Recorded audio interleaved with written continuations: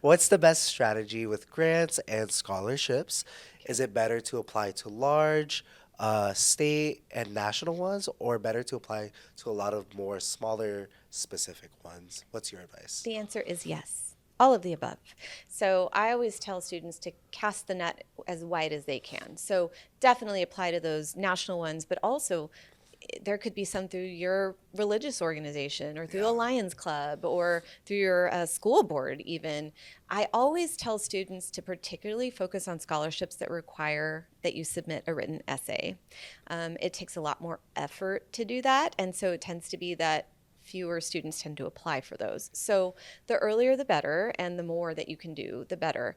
I also do say we on our website have a link to reputable scholarship agencies where you can put your name in and you will get emailed about ones that you might qualify for. So a lot of times we encourage students to sign up for things like that. I will also put in a little plug that says that if you are ever approached by someone that tells you if you just pay a certain amount, they will guarantee a scholarship, do not apply. That is You're a getting scam. scammed. It is a scam. Same thing for FAFSA. But applying for as many as possible is always really good. Yeah. And then when it comes to grants, it's your FAFSA. That is what we need to have. So the FAFSA stands for the Free Application for Federal Student Aid. It's the federal application for aid. It typically only takes about 5 minutes to fill out Yeah. now. Yeah. Used to take longer. And if you have problems, you can always reach out to a financial aid office or to our One Stop. We can help you. But the earlier you apply, the better. So a lot of states have a priority deadline to submit it to have a higher chance of maybe receiving some of that free money or gift aid. So the state of Texas has one. Typically, it's January 15th. So earlier the better, but you also just never know. A lot of folks don't think they would qualify for anything, and they would be really surprised. So Yeah, it's that's really definitely important true. to fill it out.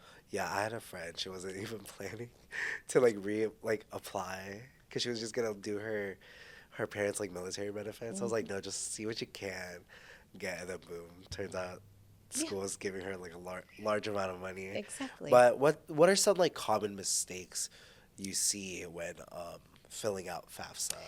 Well, the most common mistake is automatically assuming you will not qualify and not filling it Ah, out. That's the worst thing. But also, it's really important if you are a dependent student and you have your parents, you're going to have their contact information in order to fill it out. But really, over this last year, the federal government has really streamlined the aid application.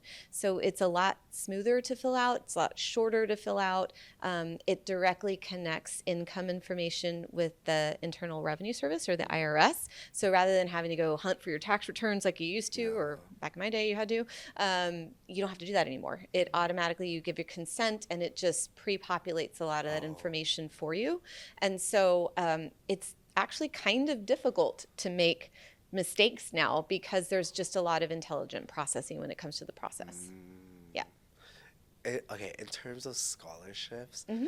what's like the coolest amount, or has there anyone that's ever like stood out to you like, well, they're getting a lot, or like, I mean, I would say a lot of $250 or a lot of $500 can really add up. yeah, And so I would always encourage a student, if you're applying for a scholarship and maybe it's only $250, should you bother? What's that going to get me? You never know. And you don't know, no books, one might yeah, be at 250 more than you had before. That's what I would say. So really, we have a lot of students that come in with a lot of outside scholarships, yeah. and it's always just really encouraging to see.